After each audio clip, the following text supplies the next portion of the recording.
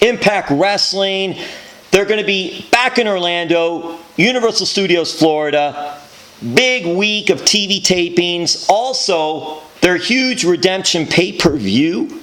This man here, Jimmy Jacobs, part of Impact Wrestling. Give us a little insight on Redemption, Jimmy. Like you said, it's April 22nd. We return to pay-per-view. We only have, 3 pay-per-views a year. So anytime we do it, we're going to come as hard as we can. I say we, I just joined this team. But the whole thing's pretty new, with Scott Moore and Don Callis at the helm. And I don't know if you've gotten feedback about Impact recently, just through my bubble, I guess. I've been hearing positive things since the regime change. So this is the first time fully on pay-per-view with the new guys in charge. We got Alberto and Austin Aries for the world title, LAX versus Eli Drake, and Scotty Steiner's showing up on the show, along with the exhibition match, title match, Matt Bedell and Petey Williams.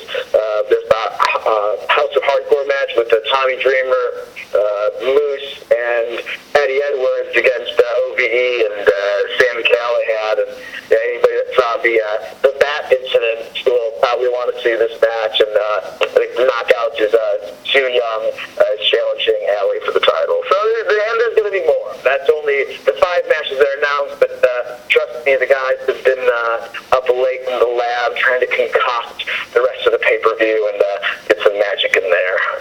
And then you guys will have some TV tapings. And I wanted, Jimmy, because you're not only a wrestler, a standout wrestler, but you're also working behind the scenes. Will you have any time to be a part of the Impact Wrestling golfing with the fans or bowling with the fans? Oh, man, I'm a real lousy bowler. I think I went golfing once when I was real young. I've never gotten a strike in my life, man. So I don't know. I might be too busy for those things. Production meetings, working behind the scenes. I don't know if I can put on my bowling shoes for that one. That's more your element anyway, right? Yeah. Because I know Conan's going to be part of the bowling, and Conan's a pretty good bowler. So I'm just thinking right now, if there are any odds on this, I'm putting my money on Conan. Yeah, don't put it on me. Please don't put it on me. All right. So, Jimmy, you're celebrating what now? Has it been 19, 20 years that you've been involved in the wrestling business? Yeah, 19 years now. Yeah, this month is 19 years. And you started because, tell me if this is wrong, right? Because your brother was involved and you enjoyed it and you got involved because of your brother, or no? Yeah, I mean, basically, I was my older brother's younger brother, and as kids growing up, he liked wrestling, so I liked wrestling. And he really wanted to be a pro wrestler. When he was getting out of college or out of high school, he wanted to give it a go to Shawn Michaels school. I remember it was 98, and then there was a local school, and he went to that instead of going to Shawn Michaels school, which probably is it was the wrong move. Oh. But he was only wrestling for a little bit. It was sort of weird. He's now a math professor. He has a PhD from Dartmouth, and he's a math professor. And I, being the brainiac kid when I was younger, I was into math and all that stuff. But somehow I became a pro wrestler. So. Well, you have a PhD. He has a PhD in math. You have a PhD in pro wrestling. Yeah. So I don't know which one's more useful these days. But I don't know. I think I make more money than him, actually. I don't know. What does he think, too? Because you said he wanted to be a wrestler. He's doing well, obviously. You mentioned Dartmouth. Unbelievable. He's math professor. That's incredible. But does he also live a little bit through you because of all the wrestling you got to do and all the things you've been able to do in the business? Not really, no. I mean, every once in a while I would get a congratulations for him. I remember him calling me the first day, works for Ring of Honor and stuff. But, for the most part, he's got his life, I've got mine, and I think he's very happy with his life choice. And, Now, Jimmy, you're a Michigan guy, correct? Yes, sir. All right, so I got to ask you this. Even though this will be broadcast later, Sweet 16, Texas A&M, Michigan, are you into that tonight? I don't even know what those words mean. All right. If it's a sports thing, I like my sports passion face. That's fine, Jimmy. March Madness, that's okay. What was it like for you growing up in Michigan and the wrestling and who you enjoyed watching when you were younger? I mean, when I first started watching, I went to my first wrestling show March of '91. It was on WWE house show in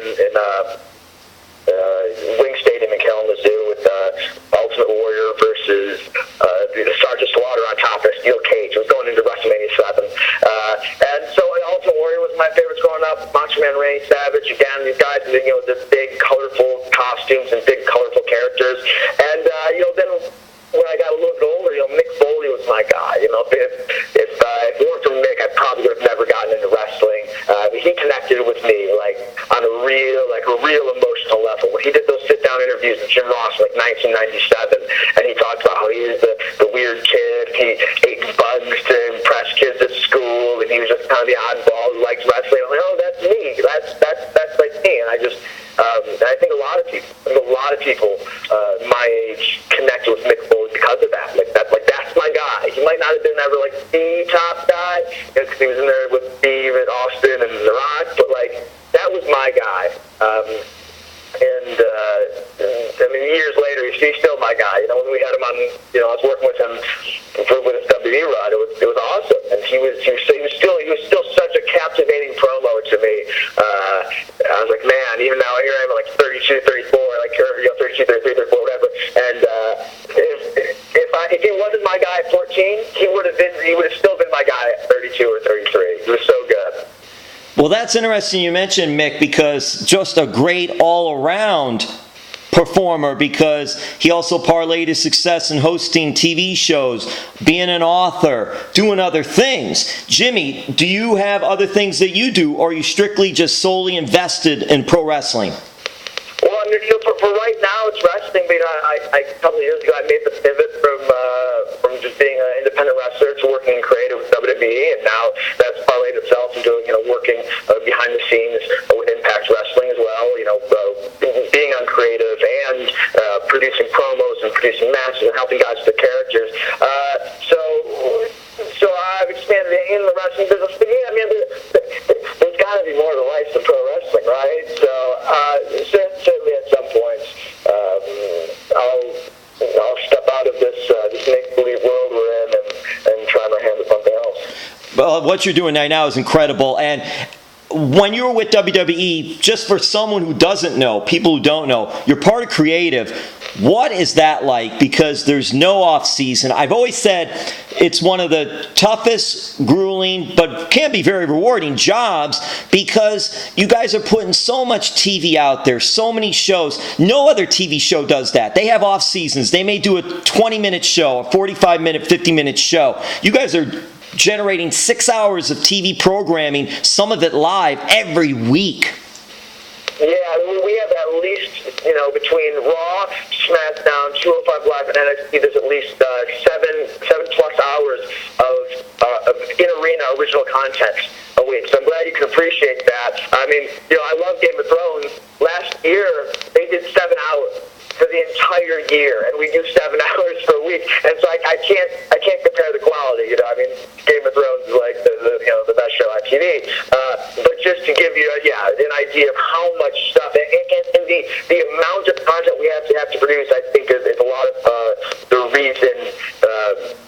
It all can't be great, and you can't do everything all the time, because there's so much you have to hold back. That's kind of why WrestleMania season is cool, is because I always felt like for a lot of the year you're kind of treading water and you're trying to just get through the next day. But WrestleMania season, it's like you put all the cards on the table, and I know that's why it's a popular time. But you're right, man. It's a thankless job. Your job is take all the blame, get none of the credit. If something's good, it's the guys. If something's bad, it's you. I can try to explain it, but unless you've been in that room, you'll never really know just the extent and the difficulty of the job. I'm so grateful I got my time there. Don't get me wrong. I'm so grateful I had that 2.5 years. I'm so grateful I worked for WWE. But that does not take away from the constant nature of the job, the difficulty, the pressure of it, the insanity of it sometimes.